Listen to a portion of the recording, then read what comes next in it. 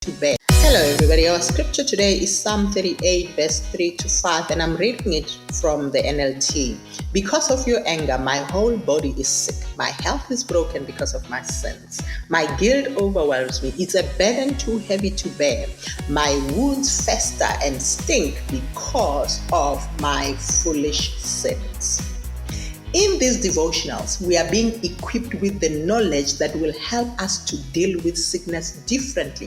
From yesterday, we learned that humanity can make themselves sick. And because God has given us a will, He will not and He cannot do anything to stop us from hitting ourselves. I said to you, I'm going to show you people who got sick from the Old Testament and the Old Testament and the New Testament who made themselves sick because of sin. And today, we are going to the Old Testament to learn from a man who opened the door of sickness because he sinned against God and because he sinned against men. The introductory verse is about David, the second king of Israel, who sinned before God. And the introductory verse tells us that because of his sin, his body experienced sickness. History tells us that this might have been the sin with Bathsheba, where David slept with a married woman and later killed her husband because the woman conceived his child. That woman's name was Bathsheba. This story, by the way, you can find it in 2 Samuel chapter 11 to chapter 12. David, in the introductory verse, is the one that wrote it, by the way. He tells us of the consequence of his sin. And I always say to the students when I teach them, Jesus did not die for the consequences of our sin. He died for our sins. And the life of David is a perfect example of that. The consequences of David's sin, besides this sickness that we just read about, was that the child that he conceived with Bathsheba would die. His children will sleep with his concubines. His children killed each other. His son raped his daughter.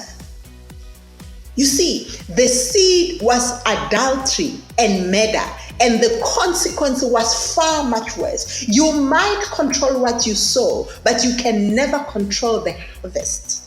And that is why it is vital that we do not sow sin in our lives. David could have never thought that his own children will turn against each other through rape, through murder.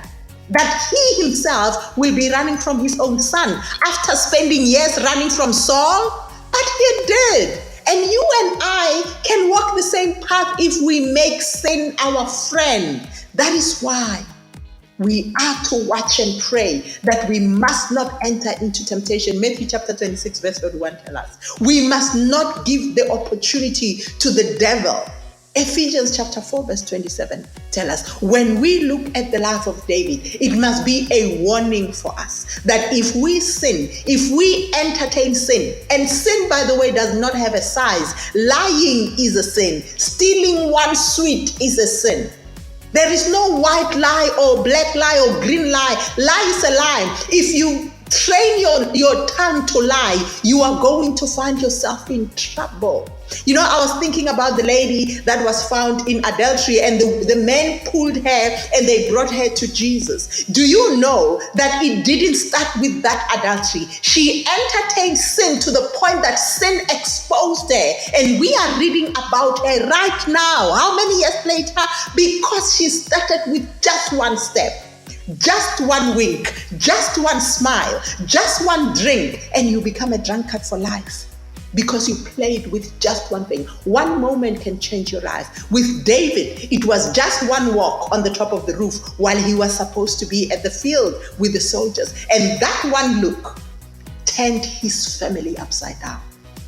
And he ended up sick in his body. So today, I challenge you, look at your life. Look at David's life. And look at what he did right and what he did wrong. And take what he did wrong and let us take, both of us, I'm talking to myself too, let us take that as a lesson and pray that the Lord will help us not to enter into